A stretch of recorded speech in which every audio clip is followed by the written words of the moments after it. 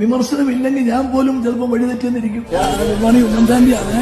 കേരളം കണ്ട ഏറ്റവും ജനകീയനായ മുഖ്യമന്ത്രി ആരാണെന്ന് ചോദിച്ചാൽ ചിന്തിക്കേണ്ടതില്ല, അത് ഉമ്മൻചാണ്ടി തന്നെയാണ്.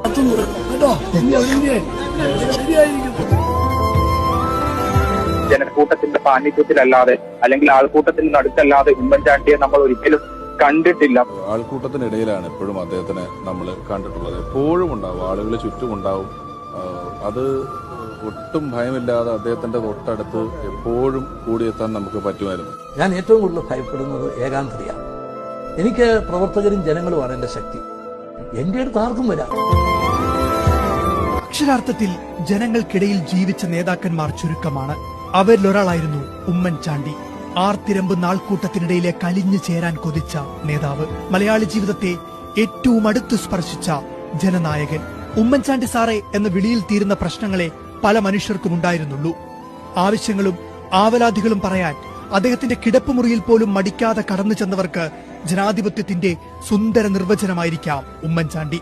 കാന്തം പോലെ മനുഷ്യരെ ആകർഷിക്കാനുള്ള അദ്ദേഹത്തിന്റെ സൂപ്പർ പവർ വശമുള്ള അധികം നേതാക്കളില്ല ഇന്ത്യൻ രാഷ്ട്രീയത്തിൽ. ഊണും ഉറക്കവും ഉപേക്ഷിച്ചിട്ടുള്ള പ്രവർത്തനം എന്നൊരു ശൈലി മലയാള ഭാഷയിലുണ്ട്. അത് ജീവിതത്തിൽ പകർത്തിയിരുന്ന ഒരാളാണ് ശ്രീ ഉമ്മൻചാണ്ടി. അദ്ദേഹത്തിന് ഊണും ഉറക്കവും ഉപേക്ഷിച്ച് ജനങ്ങൾക്കൊപ്പം സമയം ചെലവിടുന്നതിലായിരുന്നു. ഉമ്മൻചാണ്ടി ഇല്ലാത്ത